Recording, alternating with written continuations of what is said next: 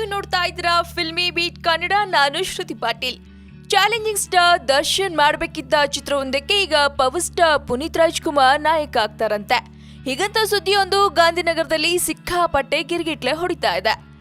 ಹೌದು, ತಮಿಳಿನಲ್ಲಿ Vishal ಅಭಿನಯಿಸಿದ್ದ super hit ಆದ ಪೂಜೈ ಸಿನಿಮಾವನ್ನ ಕನ್ನಡಕ್ಕೆ ರೀಮೇಕ್ ಮಾಡಲಾಗ್ತಿದೆ. ಅದರಲ್ಲಿ ಚಾಲೆಂಜಿಂಗ್ ಸ್ಟಾರ್ ದರ್ಶನ್ ಹೀರೋ ಆಗಿ ಕಾಣಿಸ್ಕೊಳ್ತಿದ್ದಾರೆ ಅಂತ ಹೇಳಲಾಗ್ತಿತ್ತು. ಆದ್ರೆ ಈಗ ಈ ಚಿತ್ರವನ್ನ ದರ್ಶನ್ ಬದಲು ಪುನೀತ್ ಮಾಡ್ತಾರೆ ಎಂಬ ಸುದ್ದಿ ಸ್ಯಾಂಡಲ್ವುಡ್ ನಲ್ಲಿ ಕೇಳ್ಬರ್ತಾ ಇದೆ. ಪೂಜೈ ಚಿತ್ರದ ಕನ್ನಡ ರೀಮೇಕ್ ರೈಟ್ಸ್ ನ ಕಾಮಿಡಿ ನಟ ಬುಲೆಟ್ ಪ್ರಕಾಶ್ ಅವರು ಪಡೆದುಕೊಂಡಿದ್ದಾರೆ. ಹೀಗಾಗಿ ತನ್ನ ಕುಚಿಕು ಗೆಳೆಯ ಚಾಲೆಂಜಿಂಗ್ ಸ್ಟಾರ್ ದರ್ಶನ್ ಹಾಗೂ ಲೂಸ್ ಮಾದ ಯೋಗೇಶ್ ಜುಗಲ್ಬಂದಿಯಲ್ಲಿ ಚಿತ್ರವನ್ನ ಮಾಡಬೇಕು ಅಂತ ತಯಾರಿ ಮಾಡ್ಕೊಳ್ತಾ ಇದ್ರು. ಇನ್ನೇನು ಪೂಜೈ ಸಿನಿಮಾವನ್ನ ಕನ್ನಡದಲ್ಲಿ ಸೆಟ್ ಇರುತ್ತೆ ಎನ್ನುವಷ್ಟರಲ್ಲಿ ಬುಲೆಟ್ ಪ್ರಕಾಶ್ ಹಾಗೂ ದರ್ಶನ್ ಸಹೋದರ ದಿನಕರ್ ಗಲಾಟೆಯಿಂದ ಈ ಪ್ರಾಜೆಕ್ಟ್ ಸ್ಟಾಪ್ ಆಯಿತು.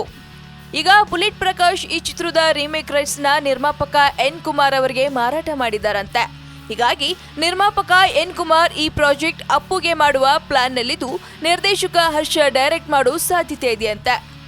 ಮೂಲಗಳ ಪ್ರಕಾರ ಪುನೀತ್ ರಾಜ್ಕುಮಾರ್ ಪೂಜೈ ರೀಮೇಕ್ ಚಿತ್ರಕ್ಕೆ ಗ್ರೀನ್ ಸಿಗ್ನಲ್ ಕೊಟ್ಟಿಲ್ಲ.